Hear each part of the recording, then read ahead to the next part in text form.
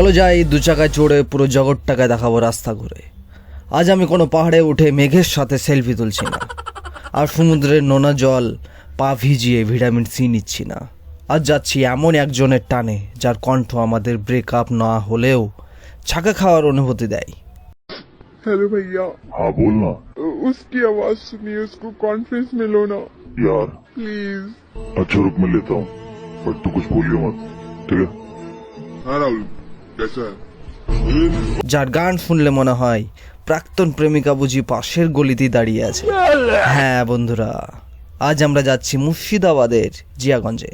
আমাদের সবার ঘরের ছেলে, চটি স্যান্ডেল আর সাধারণ জীবনযাপনের ব্র্যান্ড অ্যাম্বাসাডার অরিজিৎ সিং এর শহর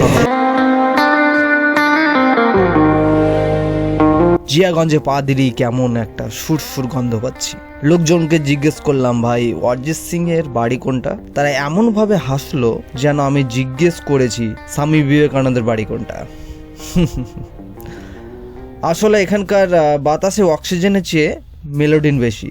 ভাবুন তো, যে মানুষটা কোটি টাকার কনসার্ট করে সে নাকি এই ধুলোবালি মাখা রাস্তাতে স্কুটি চালিয়ে ঘুরে বেড়ায়। আমার তো ভয় হচ্ছে কোথাও আবার ওনার স্কুটির সাথে আমার ধাক্কা না লেগে যায়, তাহলে তো আমি ট্রাফিক পুলিশকে না ডেকে অটোগ্রাফের খাতা বের করে অটোগ্রাফ চেয়ে বসবো। লোকেরা বলে অরিজিৎ সিং জাদুকর, কেন জানেন? কারণ উনি গান গাইলে পাড়ার ওই শক্ত মনের জিতেন কাকু বিড়বিড় করে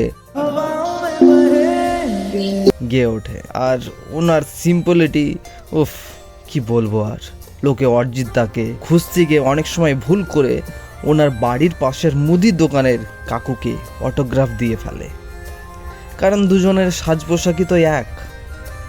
আমি ভাবছি ওনার কলিং বেল টিপলে কি বিয়ালি বেজে ওঠে, নাকি দরজায় ওপাশ থেকে কেউ গান গিয়ে বলবে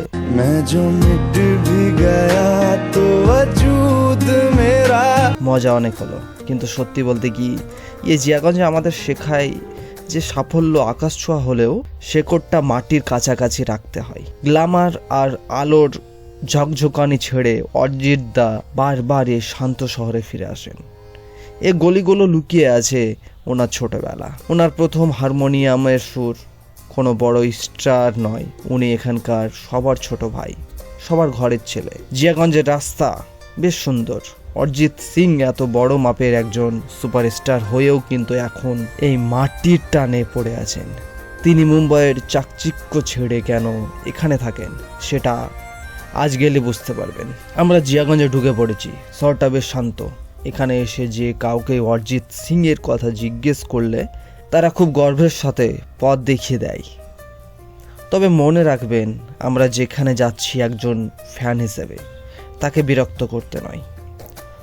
অবশেষে আমি দাঁড়িয়ে আছি সেই কাঙ্ক্ষিত ঠিকানায়, যে ঠিকানায় খোঁজ শুধু গুগল ম্যাপে নয়, কোটি কোটি মানুষের হৃদয়ে।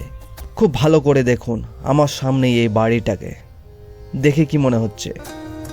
না কোনো বিশাল রাজপ্রাসাদ, না কোনো বড় বাউন্ডারি, না কোনো নামি দামি ব্র্যান্ডেড পাহাড়া, অথচ এখানে থাকেন আজকের বলিউডের শাহেনশা, ভারতের মিউজিক ইন্ডাস্ট্রির একছত্র সম্রাট, যার একটা কনসার্টের টিকিট পেতে মানুষের ঘাম ঝরে যায়।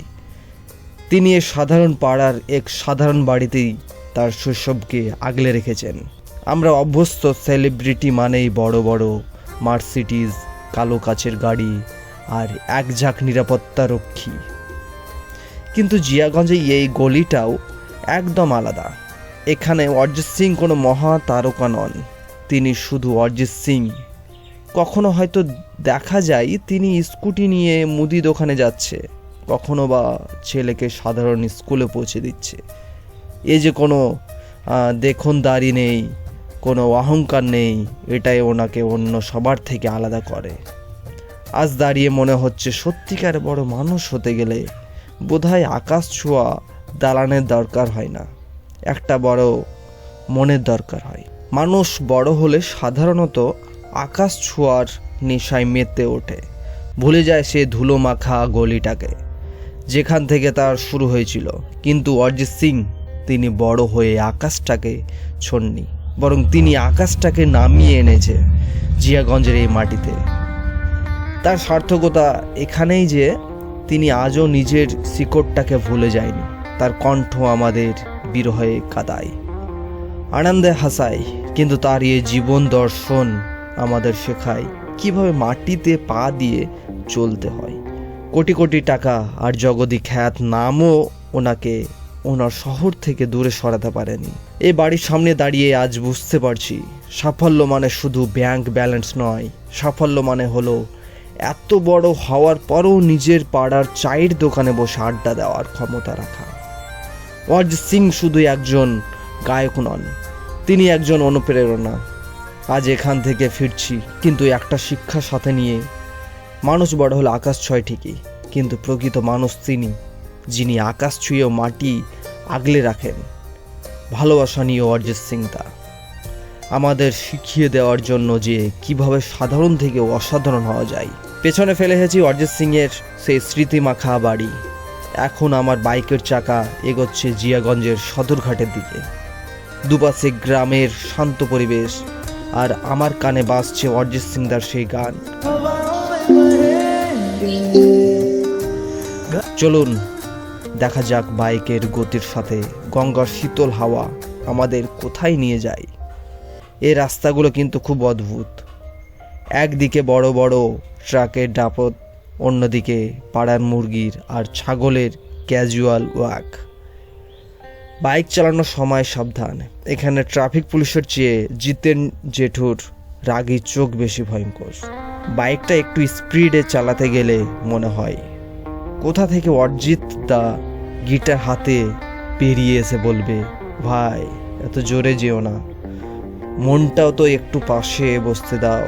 যাই হোক, আমরা প্রায় পৌঁছে গেছি ঘাটের কাছাকাছি। গঙ্গার গন্ধ না পেলেও জিলাপি ভাজার গন্ধ কিন্তু নাকে আসছে। অবশেষে আমরা জিয়াগঞ্জ সদরঘাটে। এখানে এক দারুণ দৃশ্য, বাইক নিয়ে নৌকায় ওঠা ও এক অন্যরকম সার্কাস। একটু ব্যালেন্স বিগাড়লেই আমরা, বাইক আর আমি দুজনেই গঙ্গার নিচে গিয়ে অরিজিৎদার সাওয়ালু গাইব। নৌকায় বাইক রেখে এখন মাঝ নদীতে। উপারে দেখা যাচ্ছে আজিমগঞ্জের সেই প্রাচীন অভিজাত্য। এই যে নদীর উপর দিয়ে বাইক নিয়ে ভেসে যাওয়া, এটা তো আসল লাইফ বস। আজিমগঞ্জ সদরঘাটে পা রাখলাম। এখানে পা রাখলেই বাইকের গিয়ার যেন অটোমেটিক স্লো হয়ে যায়।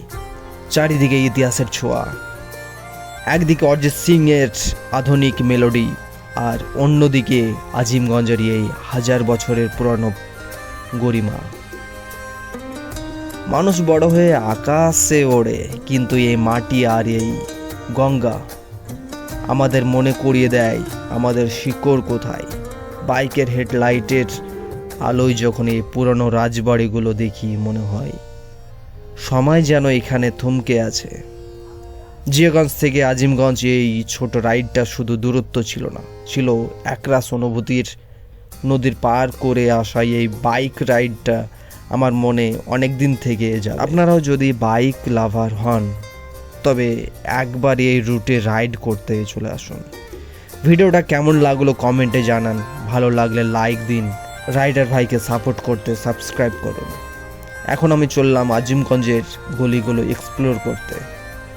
দেখা হচ্ছে পরের রাইডে। সাবধান, হেলমেট পরুন আর safe drive save life. Tata.